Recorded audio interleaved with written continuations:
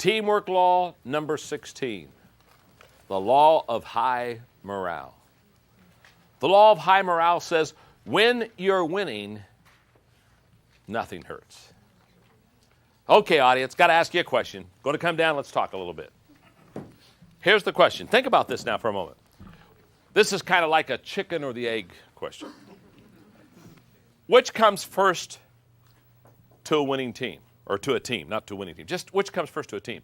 High morale or winning? Now think about it. I'm not saying you're wrong. Just think about it. High morale. Does high morale come before winning? Or does winning come before high morale? It's a pretty good question, isn't it? All right, let's take a poll. And you got to vote. Don't do this, I'm praying about it.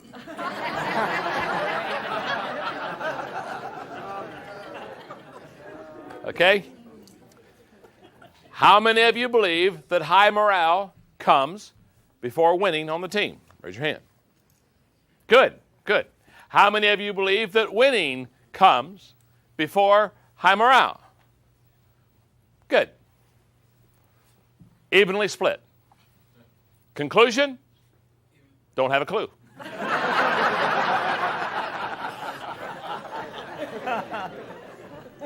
It's a fun question. It's a tough question. I'm not even really sure there's an answer, but let me walk you through it for a moment. Here's what I know. When you are winning, high morale is automatic. Is that not true? I mean, I've never seen a winning team with low morale. I mean, you don't go to a team that's just scoring victory after victory, sale after sale, profit growing up, customers. You don't go to a winning team and have to pick them up. I mean, oh man, I'm telling you, this is tough to win. Man, I tell you, this winning is wearing me out. It's these profits and these victories and these new customers. Oh my goodness. Oh, man, this has got to stop. Close the door. We can't handle any more success. But let me tell you also what I know. I've never seen an organization that continually lost that had high morale.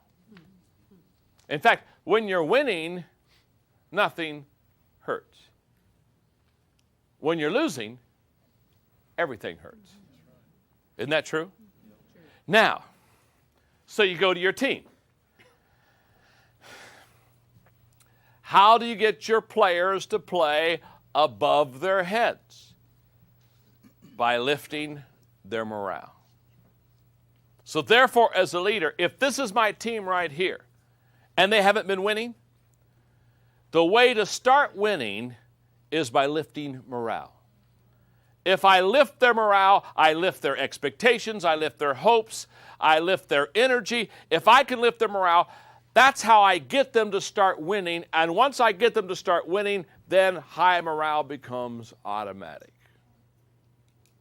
Here's what I know. If a losing team is truly losing, you have to lift their spirits to get them to believe in themselves, to believe in their team members, in order for their morale to get to the place where they get into what I call a state of readiness for victory. Now, what I also know is if you can go and develop and train the skills of your people. I want you to realize to develop a winning team, you've got the reason the high morale winning question is one requires skills and the other requires attitude. And you want to do both. So what you want to do, the real answer to the question is you want to do both. You want to lift the skills so your people win, but you also want to lift the morale so that they are ready to win. Here's what I know. If you lift the skills so that they can win and you don't lift the morale, you haven't started winning yet, but you lift the skills, you train and develop people, but you don't lift the morale, you don't have your team in a state of readiness to win. If you lift the morale, what happens is they'll win a little bit sooner because they're getting ready and they're getting prepared. Every leader understands that his or her ability to raise the morale of the team will to a great extent determine the team's success. Okay, let's talk about high morale. There are 5 reasons why a team needs high morale. Number 1, high morale is the great exaggerator. As I said just a moment ago, when you're winning, nothing hurts. When you're losing, everything hurts. Now, do you notice the exaggeration of morale? It either makes you bigger than life or smaller than life. It makes you over the top or under the heat. When you're winning and when your morale is high, people think, if you're the leader, people think that you're better than you really are. Do you realize that? And when you're winning, people think the team is better than it is. It's a great example. When you're losing, you know what? If you're the leader and your team just keeps losing, you're 0 for 86. The people think you're worse than you really are. In fact, haven't you been? I've been in situations where, we lost a few, and the people saying, boy, John's a lousy leader. And there have been times when I want to stand up and say, folks, I'm bad, but I'm not that bad. And when you're winning, you could almost stand up and say, I'm good, but I'm not that good. It has the tendency to exaggerate. You see, when you're winning, you look at potential. When you're losing, you look at problems. When you're winning, you look at people that are committed. When you're winning, people get committed. When you're losing, people get uncommitted or unconnected real quick. When you're winning, you attract people. When you're losing, nobody wants to be on the team. High morale is the great exaggerator. It literally lifts everybody up higher than what they really are. Secondly, high morale is the great energizer. People with high morale have energy. High morale in your company is like loosing the Energizer bunny. Just kind of going up and down the hallways of your organization.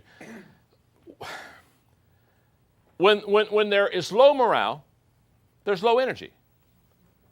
In fact, you show me an organization that isn't winning and has low morale, and I'll show you a company whose expector has expired.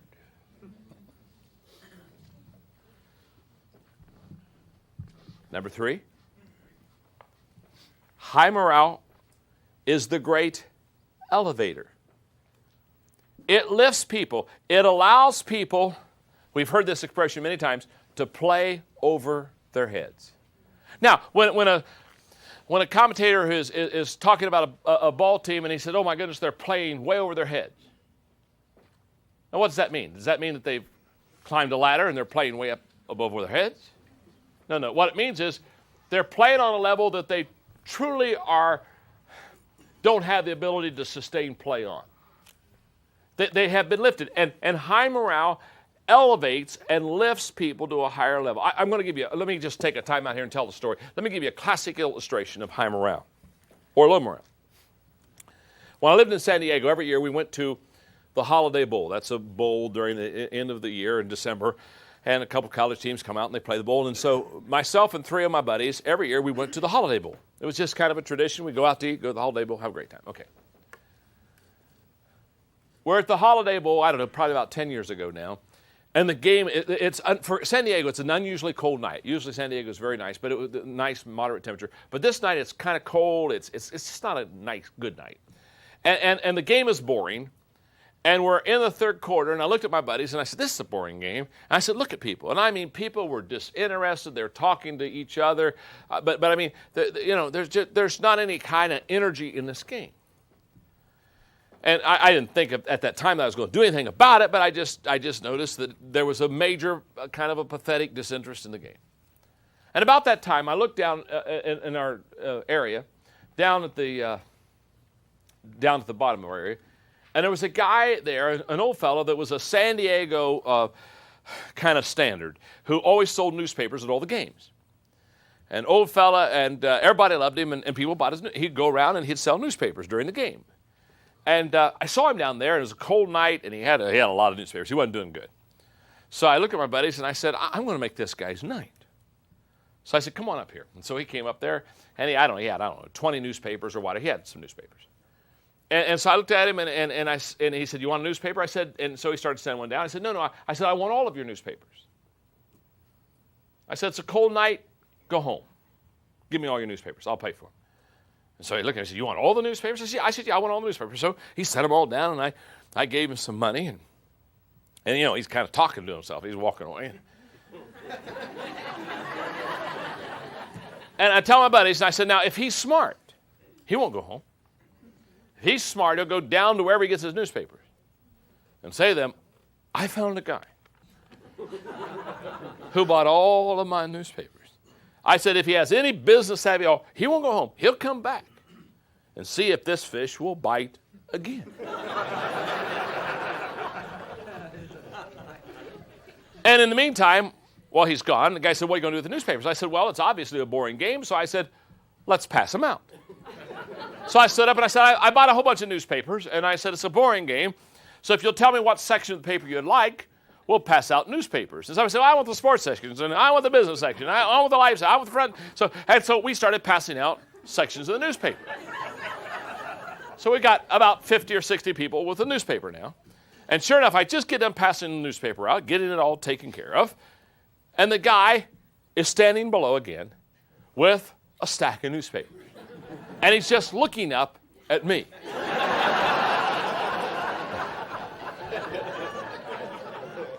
So I looked at him, I said, come on up. Man, he's got a spring in his step. He's coming up there, and he looks at me kind of like, would you do this again? I said, give me all of your newspapers. And the guy gets the newspapers. I sent him the money down. I mean, now by this time, not only is our section of the stadium watching, but we have two sections watching around it. I mean, again, the game is boring. You might as well watch where the action is. Now I get the newspapers. Now everybody knows what I'm going to do. The guy takes off. I'm now passing out the newspapers again. We're not only filling out our section, but now the sections of the paper are going to the section beside us and the section around us. And people are yelling, thanks a lot. I didn't get to read it before I left home today. You know what I mean? And so we're passing out the newspapers, we're just having a wonderful time. And I looked at my buddies and I said, if the guy is smart, you need to ride this horse as far as it'll take you. Keep coming until the man says bankrupt. I said, if he's smart, he won't go home. He'll go down and say, you will not believe this. Sure enough, 10 minutes later, here he is, stack of newspapers, and he's not only looking at me, 1,000 people are.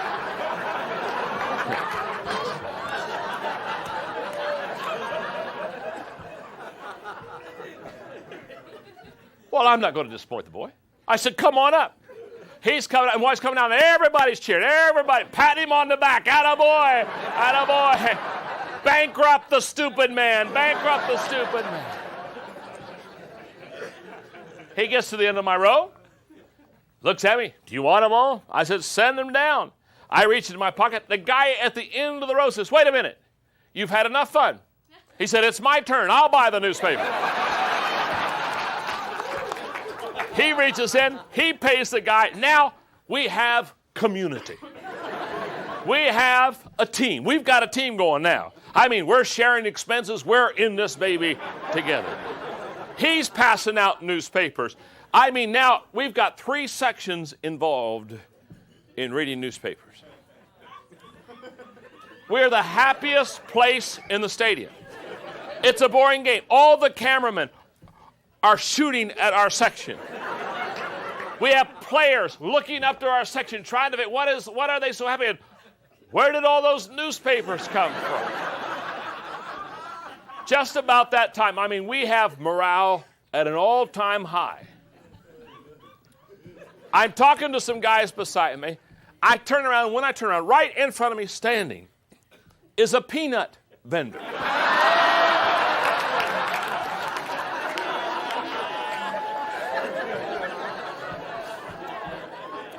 He has his basket loaded I'm not talking about 5 bags. I'm not talking about 10 bags. I'm saying, there could have been 100 bags in this baby. And he looks at me and he just stands there and smiles real big. And I look at him and I said, I suppose.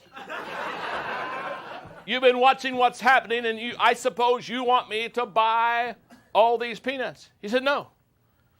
He said, do you see that guy standing up over there at the next section? And I looked over there, and there's a guy standing up, and he's kind of giving me thumbs up and waving. I said, well, yeah, I see him. He said, he bought the peanuts. He sent me over and said, that guy knows what to do with peanuts. And he poured peanuts. What do you do with 100 bags of peanuts? You give them to the people that are reading the newspapers. We're passing bags of peanuts. Now, we are truly community. We are laughing together. We're on first name basis. We're passing out addresses and phone numbers. We're swapping business deals. I mean, we have it cooking now. The fourth quarter, we never watched the fourth quarter. We ate peanuts. We read newspapers. We talked. We shared. About 8 minutes before the game was over, I said, boys, it's time to go.